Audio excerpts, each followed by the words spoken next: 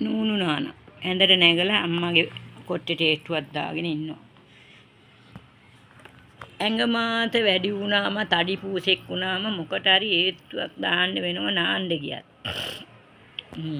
මොකද කියන්නේ නූනු. මම මේ ජනේල ඔක්කොම වහලා තියෙන්නේ අල්ලපු ගෙදර ලිප තියෙන්නේ අපේ කාමරෙත් එක්කම. ඉතින් දුම එනවා.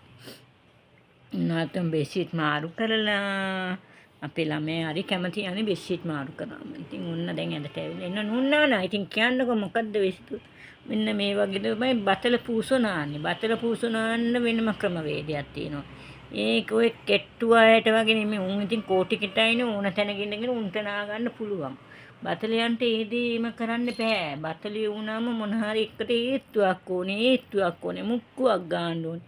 ඔව් කොට්ට මාත කහ බතල පූෂෙක් ඉන්නවනම් මේ පලාතටම ඒ තමයි අපේ නූනු නාන්න අවුනානේ නානේ වගේ නැට්ට බිමනේ නාන නැට්ට උඩට ගන්න. නැට්ට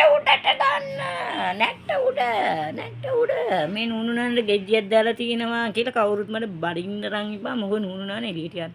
චා ස්කයියට කිව්වන කෝඩ් කිටේ කියලා ඔන්න ස්කයිය නැගිටලා බලනවා. හරි වා නිදා ගන්නනේ ඔයා කෝට් කිට අයියා.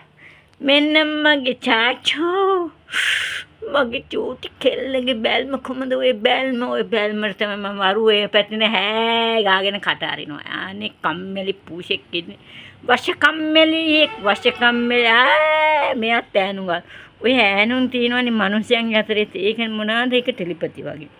එක්කෙනෙක් ඈනුන් හරියම අනිතේට ඈනුන් යනවා. ඒක ඉතින් පූෂාගේ අතරේ ඒක ඒ විදිහම තමයි කිසි වෙනසක් නැහැ. නේද නූනු නානා? ඉතින් ඔන්න අපේ ලියෝ කිට බිම නේද ඕන දෙයක් වෙච්චාවේ ආස කඩාගෙන වැටුණාවේ කියලා එයා බිම වැටිලා නේදී. ඉතින් බගේ බතල කා පූෂෙක් ඉන්නවා.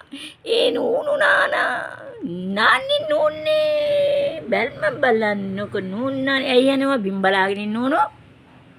කෙලින් බලාගෙන මූණ බලාගෙන කතා කරන්න බැරිද? අදහස් ප්‍රකාශ කරනකොට ඇස් දෙක බලාගෙන යන්නේ කතා කරන්න ඕනේ.